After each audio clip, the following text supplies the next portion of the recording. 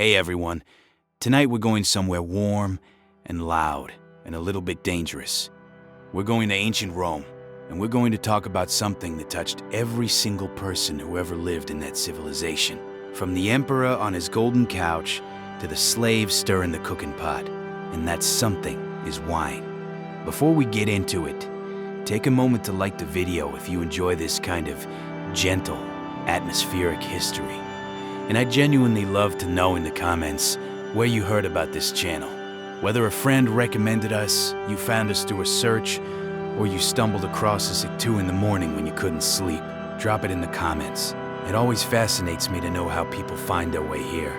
Now, dim the lights, get comfortable, and let's ease into tonight's story together. Because here's what most history books don't quite capture.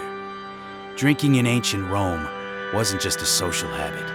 It was woven into religion, medicine, politics, daily survival, class warfare, and moral philosophy, all at once. The Romans thought about wine the way we think about water, coffee, and social media combined.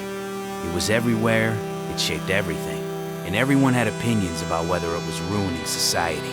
Some things, it turns out, are timeless. So close your eyes for a moment if you like, and picture yourself somewhere around the year 50 AD, in a city of about 1 million people, the largest metropolis in the ancient world.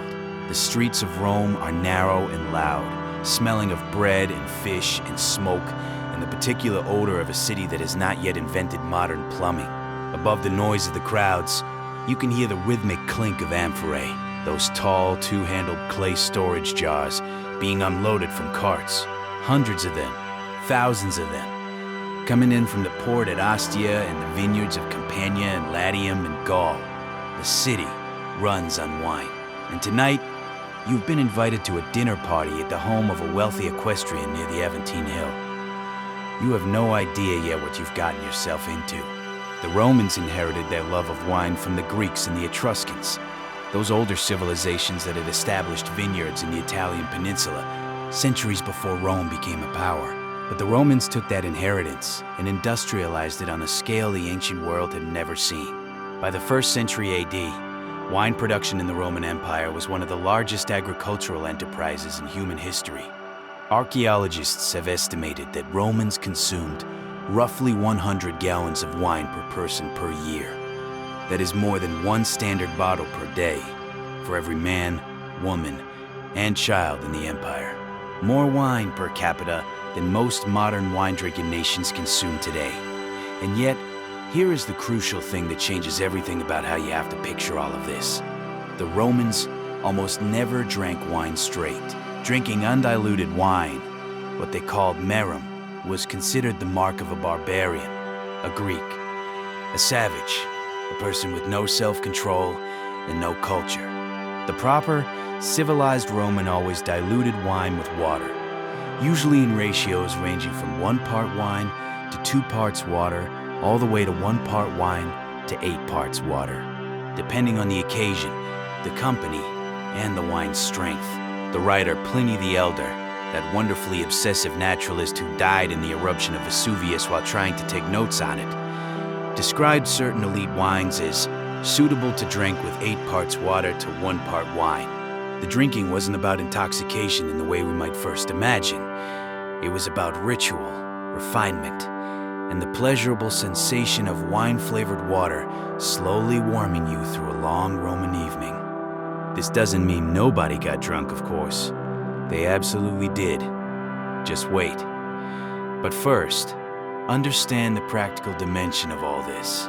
Roman water was genuinely dangerous in ways that most modern people have never had to worry about. The great aqueducts were engineering marvels. But by the time water reached homes and public fountains, it had passed through lead pipes, plumbum, from which we get the word plumbing, and accumulated all manner of contamination. Waterborne illness was a constant low-level threat throughout the Roman world. Wine, when diluted with water, provided something crucial. The alcohol, even at low concentrations, killed many of the pathogens that made plain water risky. Roman soldiers in the field were issued a daily ration of pasca, a mixture of acetum, soured wine vinegar, diluted with water, sometimes flavored with herbs, rather than plain water. Not because the army liked sour drinks, but because vinegar and alcohol had genuine antimicrobial properties that kept soldiers healthier than those drinking untreated water from streams. Pascha was not elegant. The Jesus story in the Gospels, where Roman soldiers offer him vinegar on a sponge during the crucifixion, reflects exactly this. Pascha was what common soldiers carried, and it was both a practical beverage and, in that context, a gesture that historians have debated for centuries is either mercy or mockery. Probably both. Meanwhile, back on the Aventine Hill, you've arrived at the dinner party. The host's home is grander than you expected. A spacious domus with a central atrium open to the sky and a triclinium beyond. The formal dining room, which literally means 3 couches. And that's exactly what you find. 3 large couches, arranged in a U shape around a central low table, each couch wide enough to recline on rather than sit upright. The Romans ate lying down. They had absorbed this practice from the Greeks, who had their symposium culture, and made it their own. Reclining on your left side, propped on pillows, eating and drinking with your right hand. This was how Roman elites spent their evenings, for hours, sometimes until the sun came up. The seating, or reclining, arrangement mattered enormously. The middle couch, the lectus medius, was where the host placed his most important guests. The lectus summus and the lectus imus, the upper and lower couches, were for lesser guests. Where you ended up told you something about your social standing with crystalline clarity, and Romans were acutely aware of it. The whole evening began with this subtle social measurement. The occasion for gathering was called a convivium, from con meaning together and vivere meaning to live. A convivium was literally about living together, sharing life across a table. It was different from the Greek symposium, primarily in one crucial respect. Roman women of status were invited, welcomed, and expected to participate. At Greek symposia, respectable women were excluded entirely. Only heterae, courtesans, attended alongside men. But at a Roman convivium, a man's wife might recline beside him, and women from good families would be part of the conversation, the entertainment, and the wine drinking. This was more socially egalitarian in some ways than Greece, though, as we'll see in a moment, it had a complicated history that wasn't always so welcoming. The wine begins to flow as the first course arrives. The gustatio, the appetizer, typically olives, cheese, eggs, shellfish, small salted fish, and various pickled vegetables.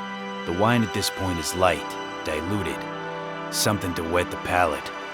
A slave designated as the tricliniarchus, the manager of the dining room, oversees the service. Another slave, the pincerna, acts as the wine pourer, mixing wine and water in a large ceramic vessel called the crater, before ladling it into cups. The guests don't pour their own wine. They didn't even share a communal cup in the Greek fashion. Individual cups, poculum or syaphis, were standard, though the quality of the cup varied enormously by the wealth of the host and the status of the guest. Wealthy Romans drank from silver or gold vessels. The merely comfortable drank from fine Samian ware, a distinctive red-glazed pottery produced in large quantities across the empire. Soldiers and lower-class citizens drank from simple clay cups indistinguishable from flower pots. Now, about the wine itself. If you could somehow transport a bottle of Falernian wine, the most celebrated wine of the Roman world, produced in the volcanic soils of Campania, on the slopes of the ancient mountain Falernus, back in time, crack it open and pour a glass, what would it taste like? Not like modern wine, not like anything you've had before. Falernian was famous for being amber-colored, thick, and extremely strong, with an alcohol content that some ancient sources put as high as 15 or 16%, well above most modern wines, and remarkable for a pre-industrial fermentation process. The best Falernian was aged for decades. The poet Horace mentions a wine from the consulship of a man named Opimius, the vintage of 121 BC, as an exceptional bottle, which means wine being drunk in the Augustan era, might have been 80 years old or more. Pliny praised the vintages from around 133 BC, over a century before he was writing. Roman cellars, when they existed in wealthy homes, were carefully maintained for exactly this long aging. But the flavor wouldn't be what you expect, even without the age. Roman wine was routinely adulterated, not as fraud, but as standard practice. Seawater was added to stabilize the wine and add salinity. Honey was added to sweeten it, particularly for dessert wines.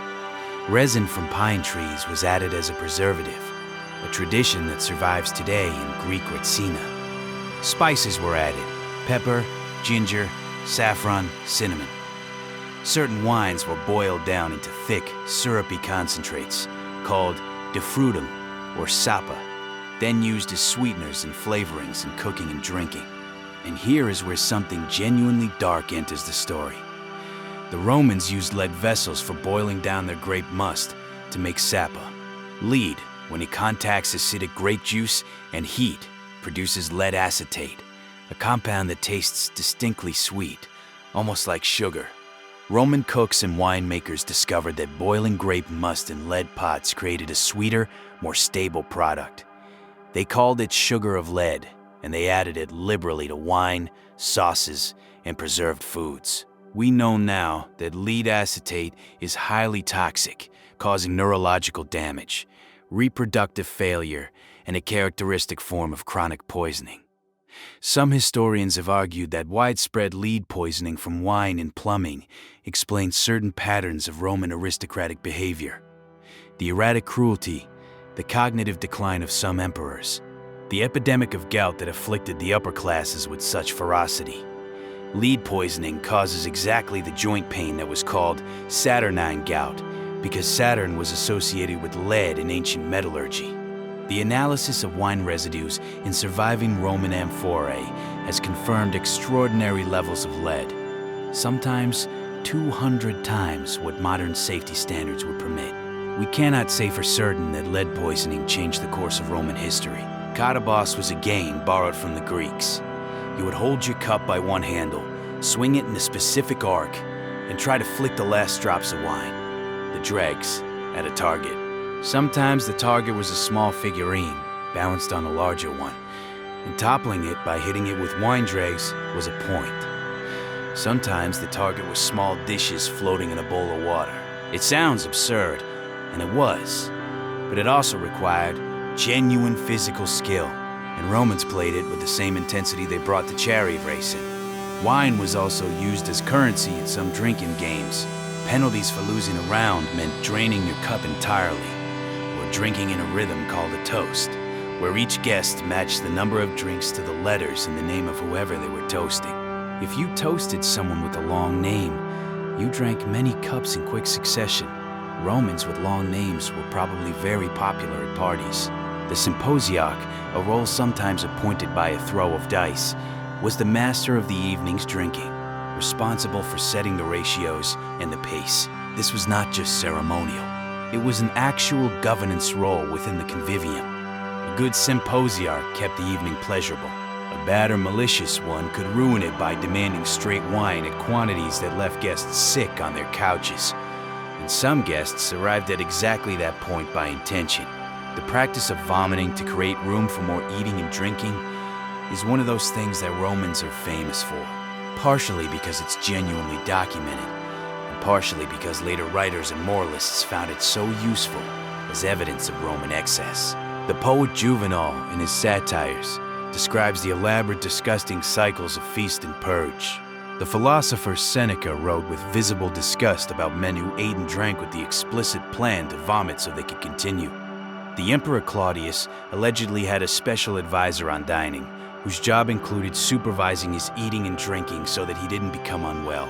Claudius reportedly suffered stomach complaints his whole life, possibly related to some neurological condition, possibly aggravated by exactly this kind of excess. Were the Romans constantly vomiting at dinner parties?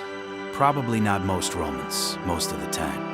But the wealthy elites who hosted the most elaborate convivia certainly pushed human appetite to its limits in ways that required management. And vomiting was one accepted management strategy. The Romans had a pragmatic approach to the body that could be startling to modern sensibilities. Now let's step back from the elite dining room and talk about what drinking looked like for everyone else. Because the overwhelming majority of Romans were not wealthy equestrians or senators hosting lavish convivia. They were artisans and laborers, freedmen and slaves, soldiers and merchants, and they drank too, in very different settings. The Papanae were the taverns and bars of ancient Rome and its cities throughout the empire. Pompeii, preserved under volcanic ash from the eruption of Vesuvius in 79 AD, gives us an extraordinary detailed picture of exactly what these places looked like.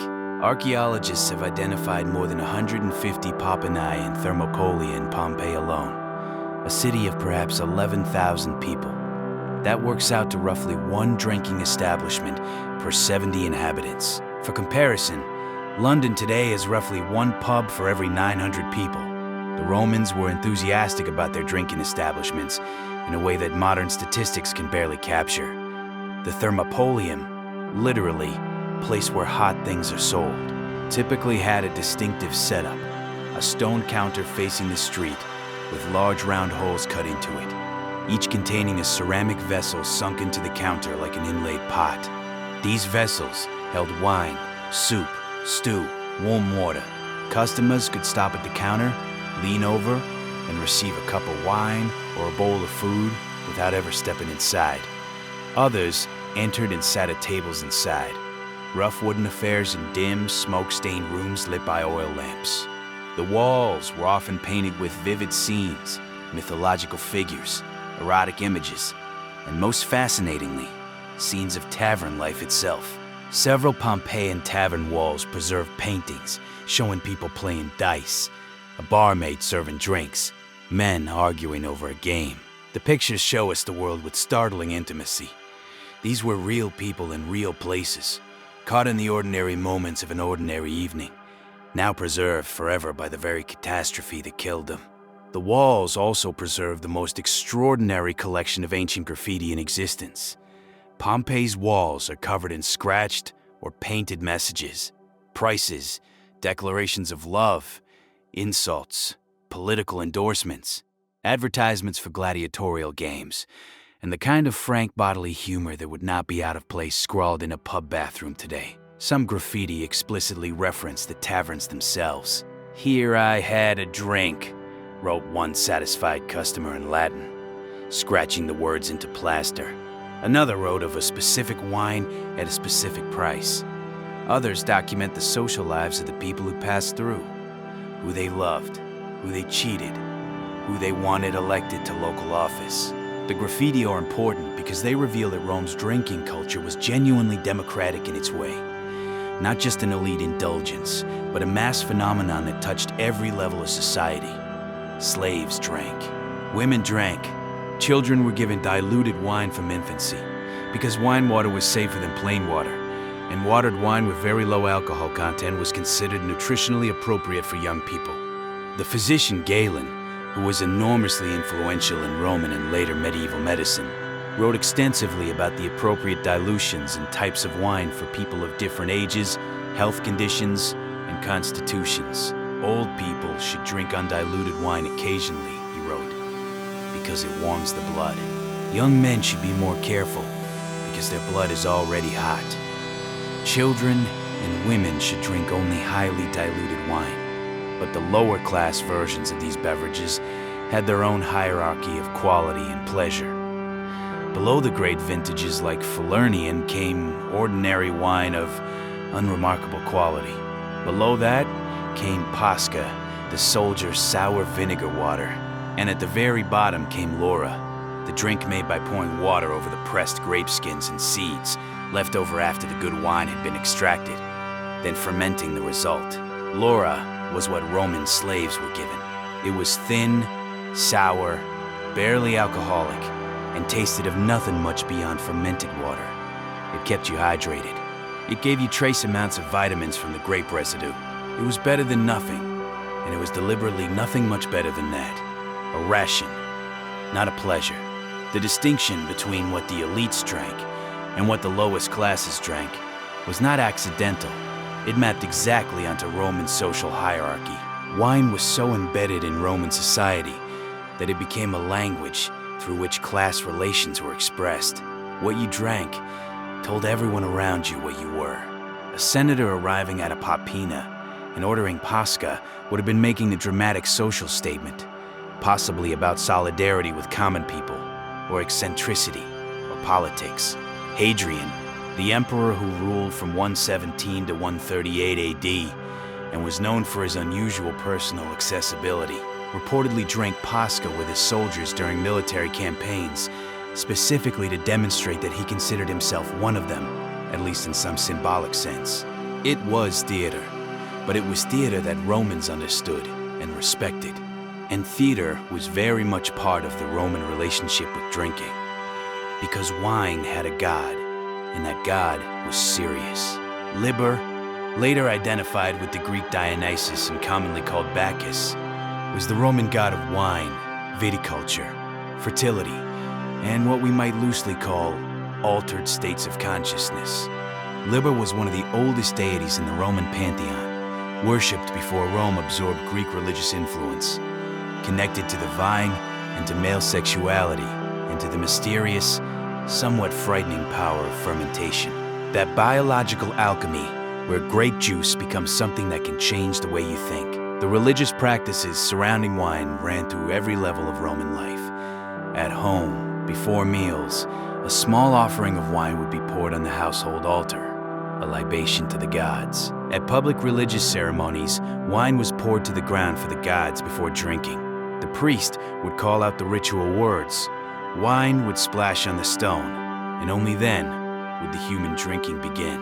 Even at the convivium, after the main meal was finished and the tables cleared, there was a formal ritual beginning to the drinking portion of the evening, a libation to the good God, the bonus deus, and a prayer. The evening had always been, in some sense, a religious occasion as much as a social one. But the most intense religious expression of wine's power was the bacchanalia. The ecstatic rites of Bacchus, held in secret groves and private spaces, involving wine, music, dancing, and the deliberate pursuit of a state of divine possession, of becoming filled with the god. The bacchanalia had originally been women's rites, celebrations held among women in which Bacchus was invoked through wine and dance, and the gradual dissolution of normal social boundaries. By the 2nd century BC, men had been admitted, and the ceremonies had grown larger, more nocturnal, and from the perspective of Roman authorities, considerably more alarming. In 186 BC, the Roman Senate took the extraordinary step of issuing a decree, the Senatus Consultum de Bacchanalibus, that effectively banned the bacchanalia throughout Italy.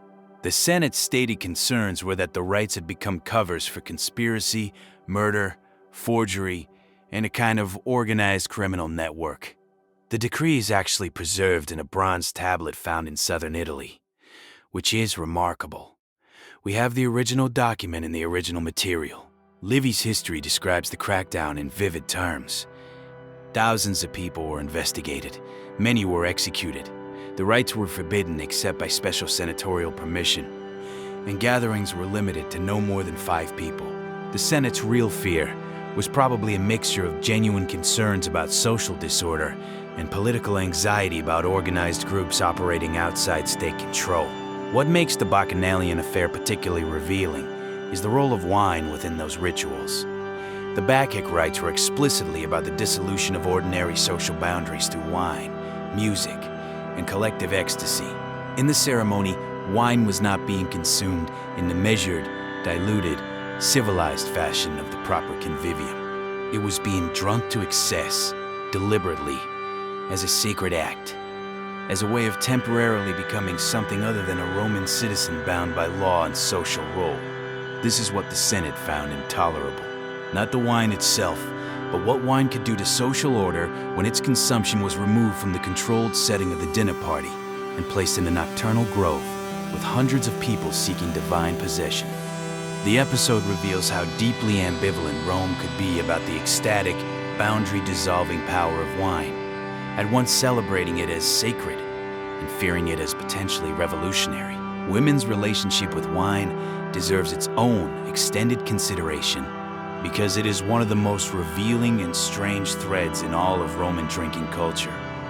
The early Roman Republic had, by all historical accounts, genuine legal prohibitions on women drinking wine at all. The sources for these laws are later writers describing earlier customs, so the specifics are disputed.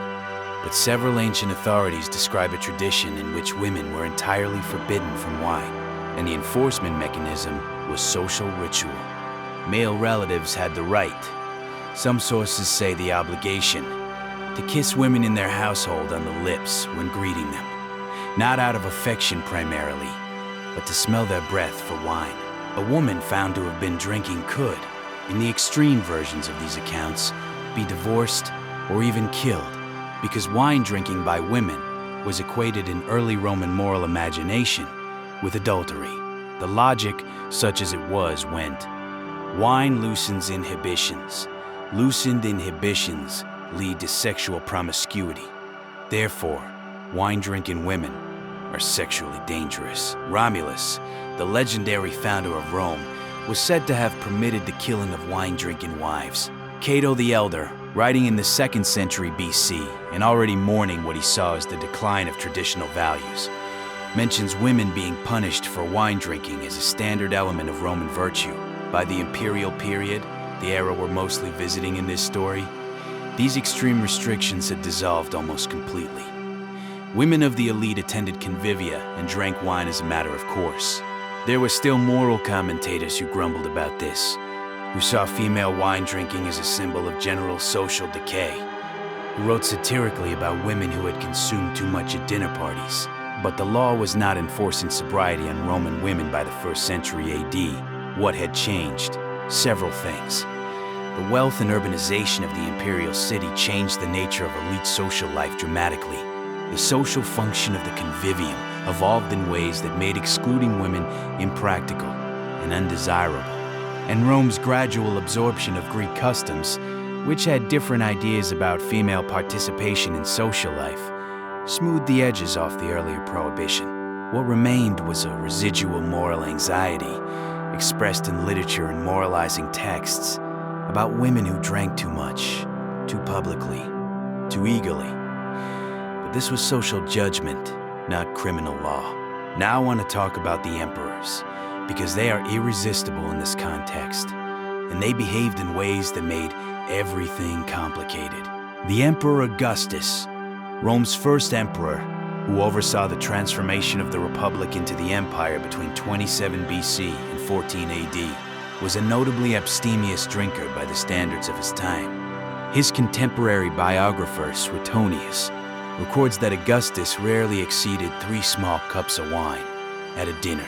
He seems to have taken genuine pleasure in the sensory experience of wine, choosing specific vintages with care, appreciating quality, but disliked intoxication. Whether this was natural temperament or calculated political image management is difficult to know, but Augustus consistently projected an image of Roman virtue in his personal habits. He made a point of being measured. His successor, Tiberius, who ruled from 14 to 37 AD, was a different matter entirely. The historical tradition around Tiberius is deeply unflattering, and some of it may be distorted by hostile sources. But what is clear is that he drank heavily, especially in his grim later years on the island of Capri, and that his drinking accompanied increasingly dark behavior.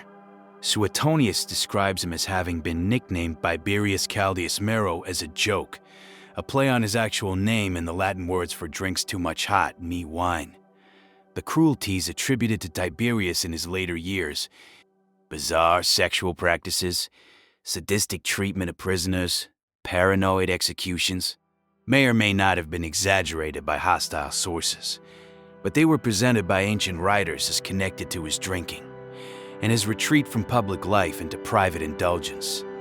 Caligula, who ruled from 37 to 41 AD, and whose reputation for insanity is so extreme that historians have spent centuries debating which parts are real and which are posthumous slander, was reportedly a ferocious drinker and host of phenomenally extravagant parties.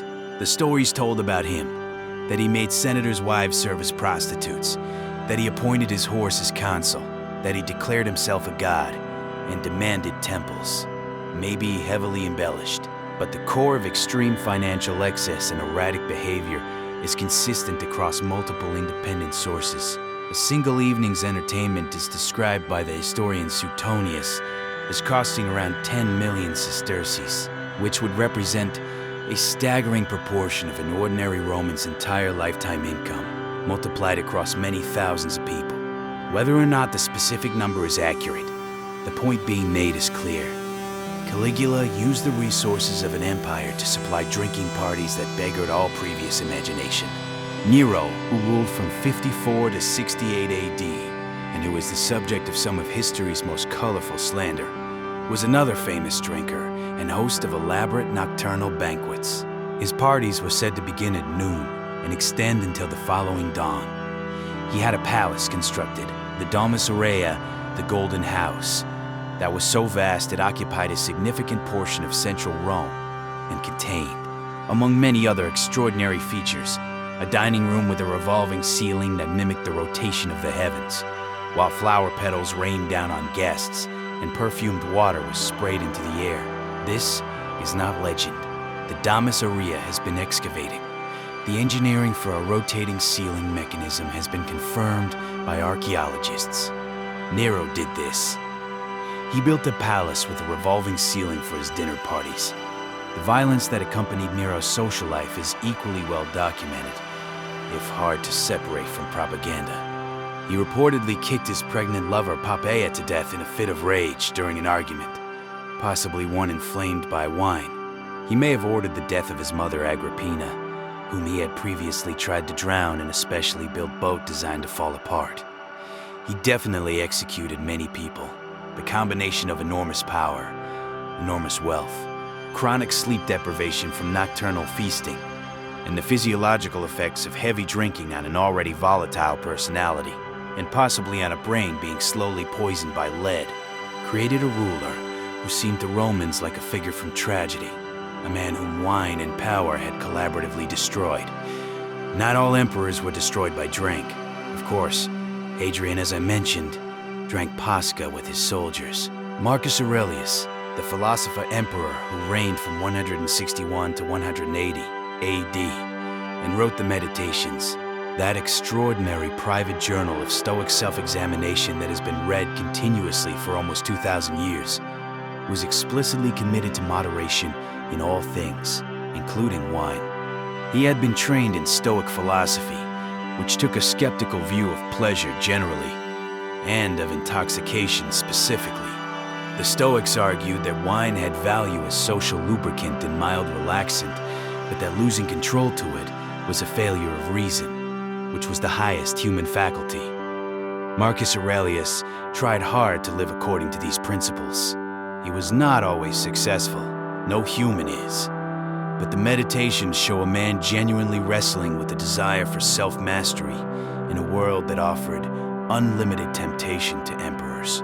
The Stoics and the Epicureans, the two dominant philosophical schools of the Roman imperial period, both had considered views about wine that were more sophisticated than simple abstention versus indulgence.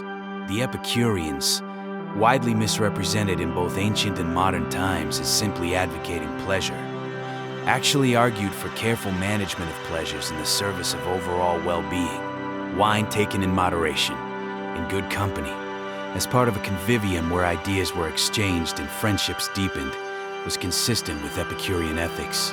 Wine taken to the point of loss of judgment, followed by behavior that created enemies, damaged health, and produced regret, was not. The Epicurean philosopher Lucretius wrote about wine-producing effects that he found fascinating as a natural phenomenon: the loosening of the tongue, the dilation of blood vessels that creates warmth, the strange way intoxication distorts perception. But he was analyzing these effects from a scientific perspective as much as a moral one. What did intoxication actually feel like for Romans? Given all this, here we have to think carefully. The wine was diluted, usually substantially, but usually is doing a lot of work in that sentence. There were definitely occasions, festivals, Military victories, special religious celebrations, where wine flowed in extraordinary quantities.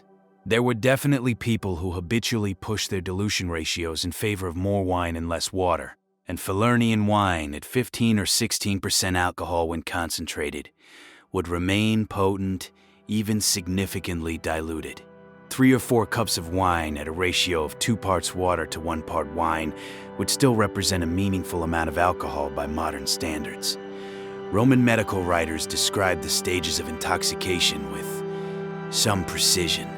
Celsus, a Roman writer on medicine from the 1st century AD, distinguished between the pleasant flush and mild relaxation of moderate drinking, the more significant loosening of inhibitions and exaggeration of emotion at greater consumption, and the loss of coordination, slurred speech, and confused thinking that represented genuine intoxication.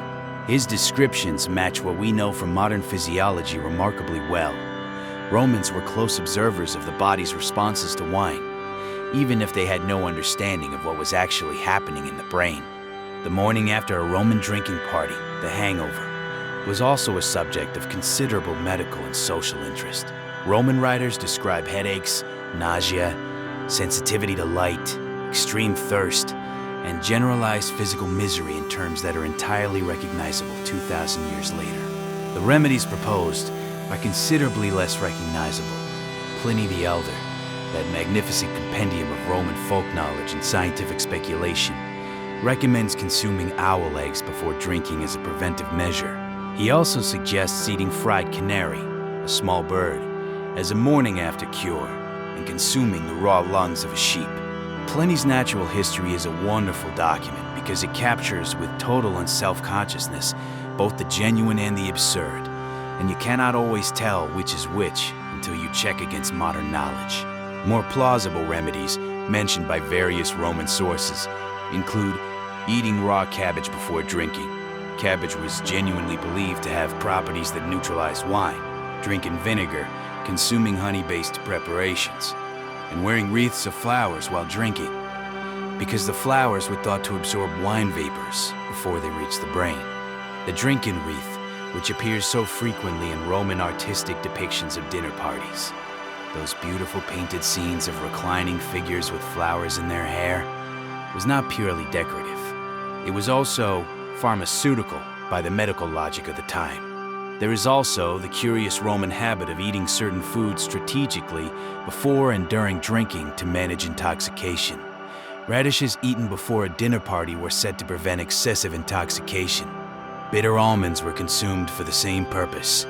The Roman tradition of eating substantial food throughout the evening, rather than drinking on an empty stomach, was both a social custom and a practical management strategy. Food in the stomach slows the absorption of alcohol. Roman medical writers understood the general principle, even if they didn't understand the biochemistry. The broader cultural context of Roman drinking involved a fascinating tension that the Romans themselves were very much aware of. There is a Roman epitaph preserved in stone from the imperial period that states with cheerful directness, "Baths, wine, and sex corrupt our bodies, but baths, wine, and sex make life worth living." The man who chose those words for his tomb was not being cynical or ironic. He was expressing a genuine Roman philosophical position that the pleasures that wear the body out are also the pleasures that justify having a body at all. This is not the perspective of a civilization that had resolved its ambivalence about drinking. It is the perspective of a civilization that had decided to live with the ambivalence and find it generative. Wine was civilization. Wine distinguished Rome from the barbarian north, where tribes drank beer, a beverage that Romans found both inferior and appropriate for inferior peoples. Wine went with olive oil and grain bread as the 3 pillars of Mediterranean agricultural civilization. To drink wine was to participate in a cultural tradition stretching back to ancient Greece and beyond.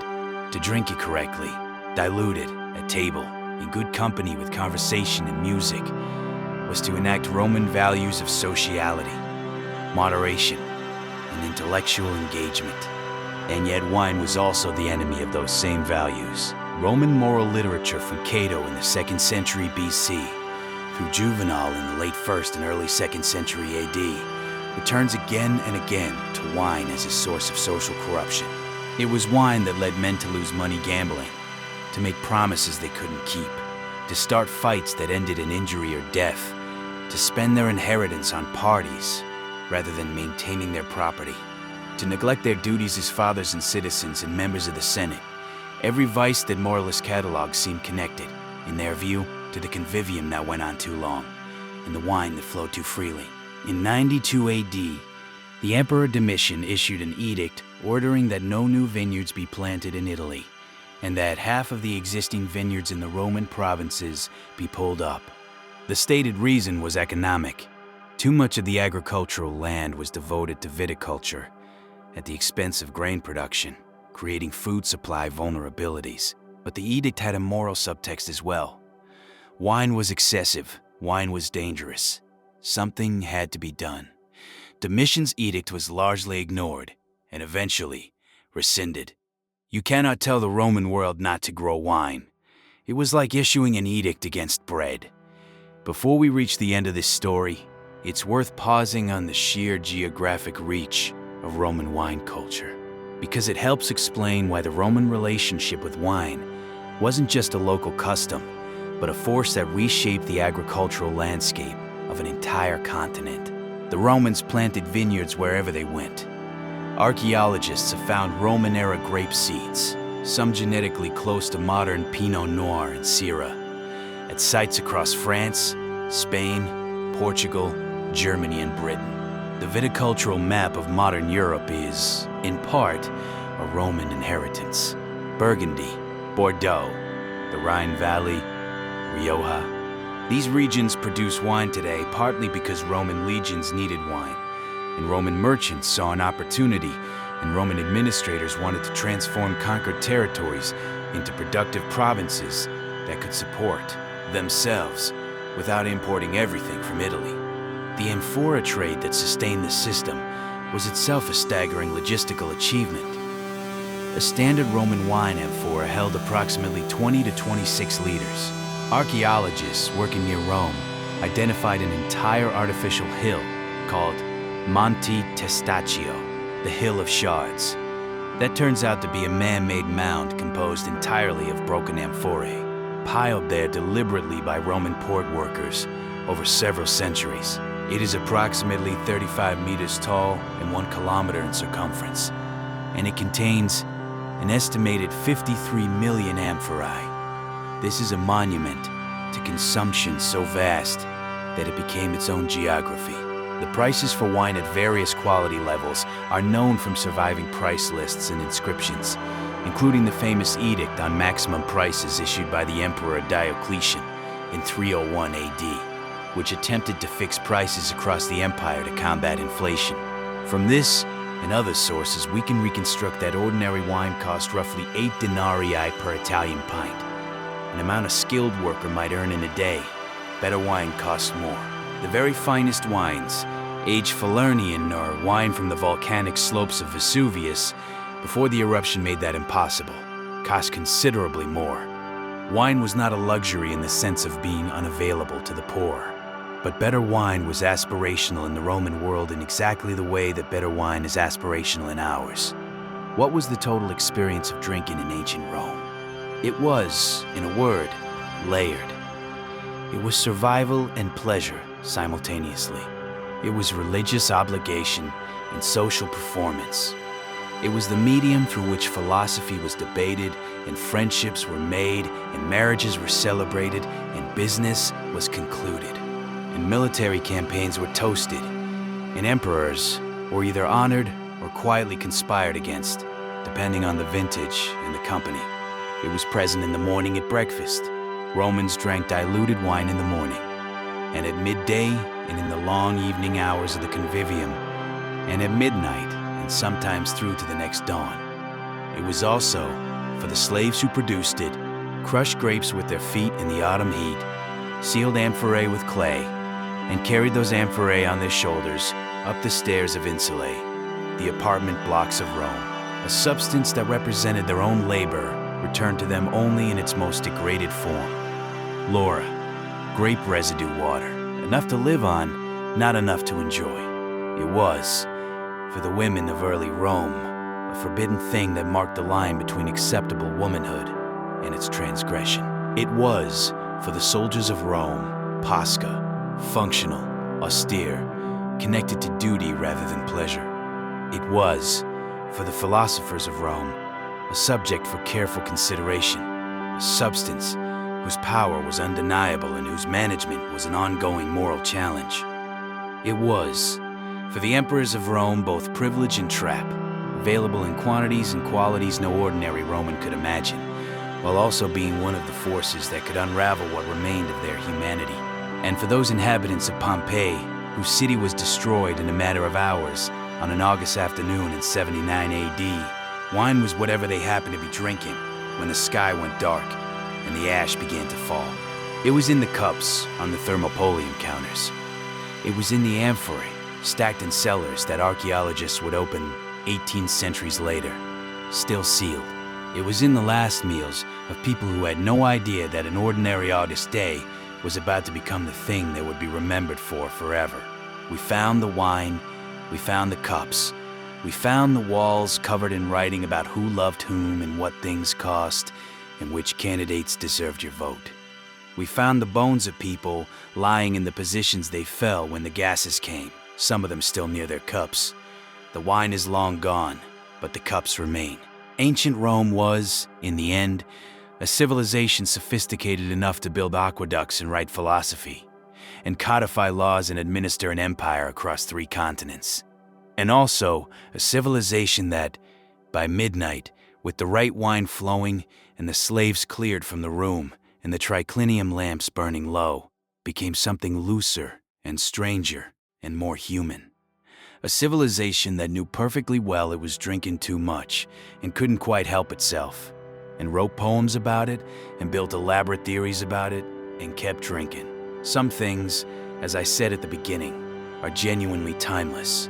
If this journey through ancient Rome helped you unwind tonight, I'd love for you to like the video, only if it genuinely added something to your evening. And if you've been here a while and haven't subscribed yet, consider it. We put a lot of care into these stories, and there are many more waiting for you. Sleep well. The Romans would have approved of a long, restful night. They called it exactly what it is.